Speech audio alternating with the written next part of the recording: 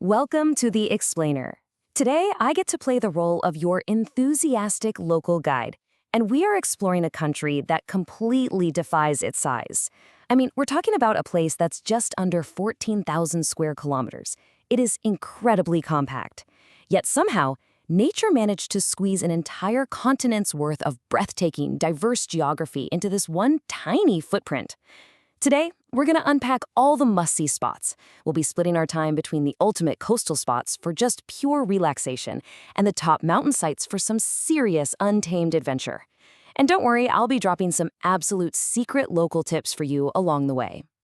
Okay, let's dive right into this. I mean, where else can you hike a 2,000-meter peak and then sip wine by the sea in the exact same day? It sounds like a total exaggeration, right? But it is entirely literal here. Imagine this.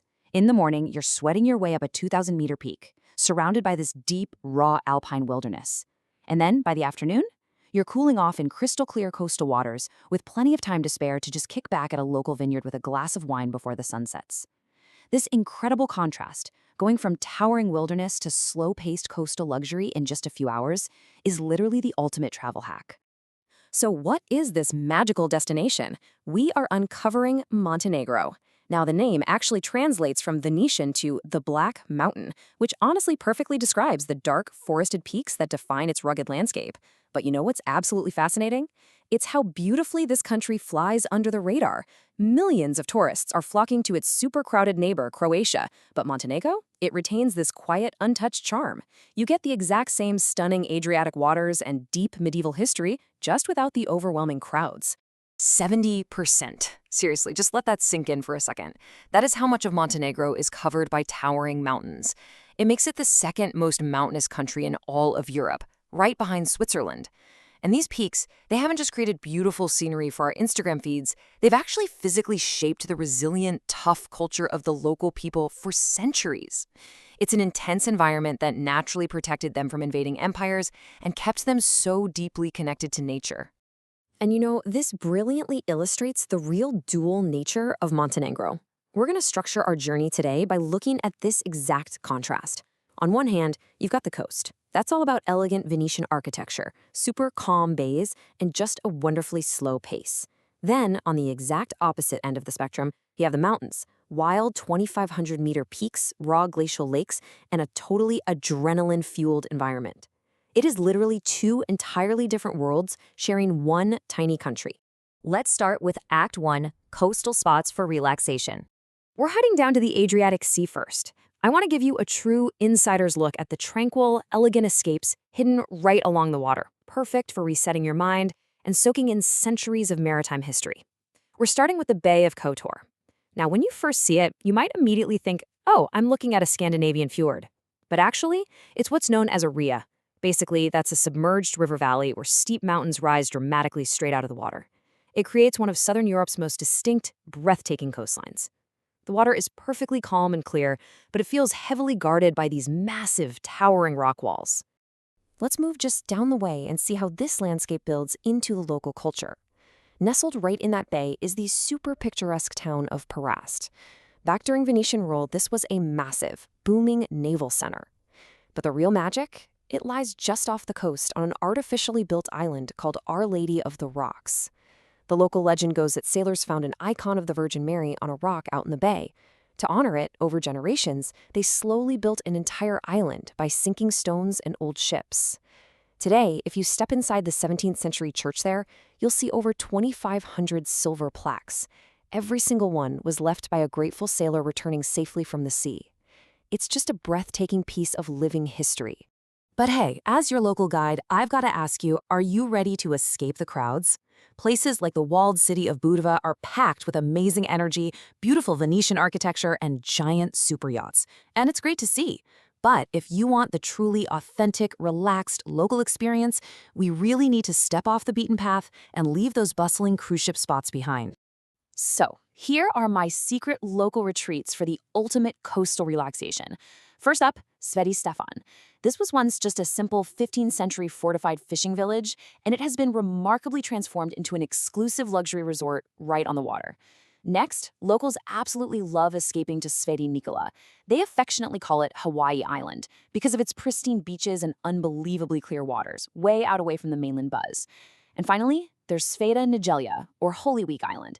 It's this tiny, picturesque islet with a little church that locals say brings luck to sailors. If you want to find the true, quiet soul of the Adriatic, this is exactly where you go. All right, let's switch gears. Act 2, Mountain Sites for Untamed Adventure. We are leaving those serene waters completely behind and heading inland, straight up into the untamed heart of the country. If you're a thrill seeker, this is your playground. But fair warning, in Montenegro, the best views absolutely must be earned. Consider these intense vertical pilgrimages.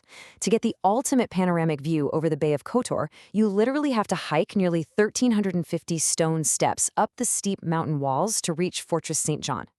And if you head into Lofsen National Park to visit the majestic Njegoš Mausoleum, which is dedicated to Montenegro's legendary poet and ruler, you're going to scale another 461 steps to the top of the mountain. Yeah, your legs will burn, but sweeping your eyes over the shimmering Adriatic Sea from those peaks, it makes it an incredibly hard-earned, glorious reward.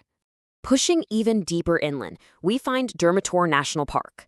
Now, this is a massive UNESCO World Heritage Site, and it was completely carved and shaped by ancient glaciers. The park is famously scattered with 18 glacial lakes.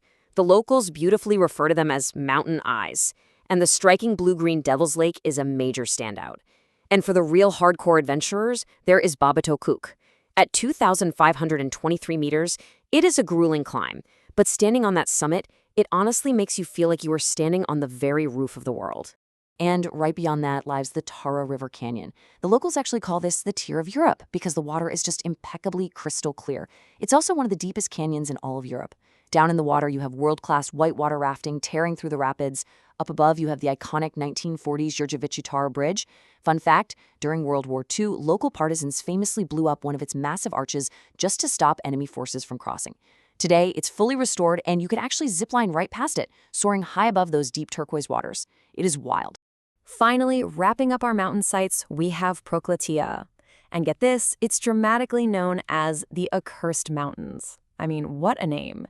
This is the absolute definition of raw, unspoiled wilderness. Stretching right across the border, it is full of jagged, razor-sharp cliffs and deep valleys that feel completely frozen in time. If you want a quiet, isolated trail where it's literally just you and the raw power of nature, there is for sure no better place in Europe. Which brings us to the final piece of the puzzle, the local mindset, unhurried authenticity. So how do these two extreme landscapes, the super relaxed coast and the harsh, rugged mountains, actually come together?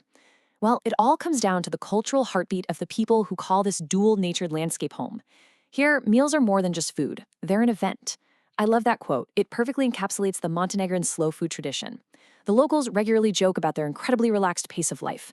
Genuine travel here? It means sitting down for hours, savoring fresh, local ingredients, and engaging in deep conversation without ever rushing to get the check. Whether you're eating fresh seafood down in a Venetian bay or hearty mountain fare up in a glacial valley, that unhurried way of life is exactly the same. So I've got to ask, will your first day in Montenegro end with a mountain summit or a sunset sail? We've seen the sheer diversity packed into just 14,000 square kilometers. You've now got a local roadmap to the most secret coastal retreats and the absolute wildest mountain adventures. Montenegro truly is Europe's biggest surprise. The only thing left to decide is which part of this beautiful, untamed country you want to conquer first. Thank you so much for joining me on this explainer, and I hope this leaves you completely ready to pack your bags right now. Catch you next time.